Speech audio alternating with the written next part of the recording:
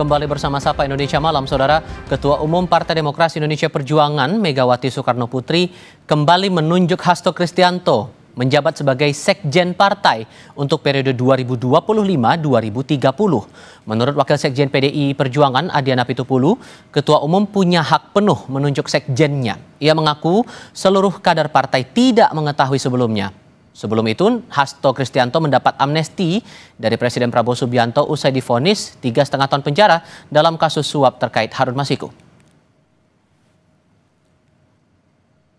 Berita gembira dari DPP PDI Perjuangan pada hari ini adalah tadi Ibu Ketua Umum kita sudah memutuskan dan menetapkan Sekjen PDI Perjuangan adalah Pak Hasto Kristianto. Bisa dikatakan kita semua sama-sama tidak tahu, karena kita sudah bersetuju bahwa penyusunan struktur DPP itu 100% hak prerogatif Ketua Umum. Jadi tadi di atas ketika mau dilantik, DPP yang belum dilantik di Bali kemarin, dibacakan namanya satu persatu, lalu Pak Adi, Wasekjen bidang sekretariatan ya, itu bertanya, sekjennya siapa Bu? Lalu Ibu Ketua Umum katakan Pak Hasto. Dan semua refleks berdiri tepuk tangan bersama-sama. Kalau dulu tanya kaget karena saya juga tidak tahu. Teman-teman yang di atas menurut saya juga tidak tahu. Kita coba kupas cerita di balik kembali ditunjuknya Hasto Kristianto sebagai Sekjen PDI Perjuangan lewat diskusi kami yang saat ini sudah bergabung lewat sambungan dalam jaringan dengan politisi PDI Perjuangan Ansy Lema. Bung Ansy, dengan Tifal, apa kabar? Sepertinya audio masih tertutup, boleh dibuka dulu audionya Bang, sorry. Selamat malam, Tifa. Kabar oke. Terdengar sekarang. Terima kasih sudah bergabung bersama kami. Jadi sebentar, walaupun kemudian ini hak sepenuhnya dipegang oleh Bu Mega untuk menunjuk sekjennya, tapi sebetulnya dari akar rumput, dari para kader berharapnya Pak Hasto lagi untuk jadi sekjen atau ada nama lain sebetulnya?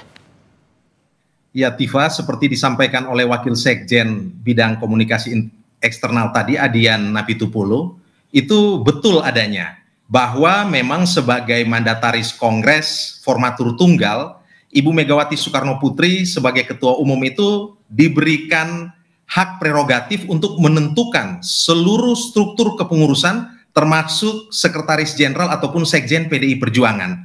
Dan itu merupakan keputusan yang sepenuhnya hanya diketahui oleh Ibu Megawati dan tidak saja kader ataupun juga pengurus di tingkat daerah dan sebagainya, bahkan pengurus DPP yang hadir pada saat siang tadi pun juga tidak mengetahui siapa sesungguhnya sekjen yang merupakan pilihan dari Ibu Megawati Soekarnoputri. Jadi memang apa yang disampaikan oleh Bung Adiana Pitupulu, beliau kaget, teman-teman yang lain juga baru tahu pada saat itu.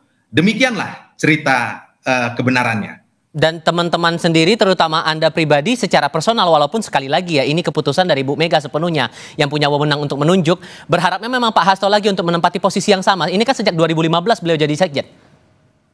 Ya, kami sepenuhnya memberikan kepercayaan kepada Ibu Mega untuk menyusun struktur dan termasuk memilih sekjen di dalamnya. Dengan demikian sikap kami sebagai kader adalah tegak lurus. Kami meyakini bahwa Ibu Mega adalah seorang pemimpin yang memiliki pengalaman yang sudah sangat banyak, makan asam garam politik, dan tentu beliau punya pertimbangan-pertimbangan yang sangat rasional, melewati proses refleksi yang cukup mendalam, sehingga kemudian sampai pada suatu keputusan untuk kembali memilih Pak Hasto Kristianto untuk menduduki posisi sekjen di periode yang ketiga ini. Tapi apa sebetulnya yang menjadi pertimbangan Bu Mega sampai akhirnya baru memutuskannya sekarang? Kenapa tidak saat Pak Hasto datang waktu itu ke Bali setelah mendapatkan amnesti? Kan beliau langsung datang tuh ke Bali ke acara kongres, kenapa nggak saat itu saja? Kenapa harus pertimbangan berhari-hari dulu, baru kemudian hari ini ditetapkannya? Tentu pertimbangan yang betul-betul otentik, yang mengetahuinya adalah Ibu Mega.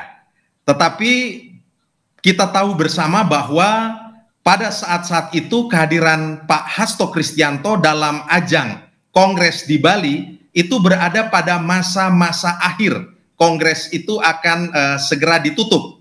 Dengan demikian tentu Ibu memiliki pertimbangan-pertimbangan tersendiri untuk kemudian mengumumkan seluruh struktur ataupun susunan kepengurusan DPP dan memutuskan untuk merangkap jabatan pada posisi jabatan sekjen ini.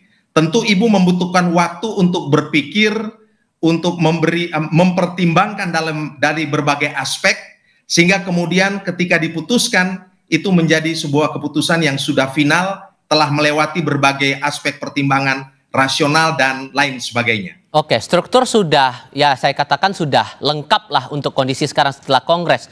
Udah ada sekjen juga begitu, wasekjennya pun sudah disusun sedemikian rupa. So, apa arahan dari Bu Mega kepada para kader ke depannya? Mengingat dalam Kongres kemarin kan sudah ditegaskan posisi partai sebagai partai penyeimbang begitu di era pemerintahannya Presiden Prabowo saat ini.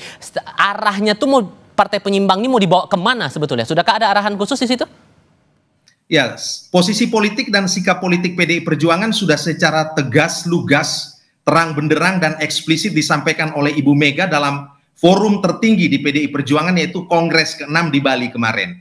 Ibu menyampaikan bahwa dalam sistem presidensil kita tidak mengenal terminologi oposisi ataupun koalisi.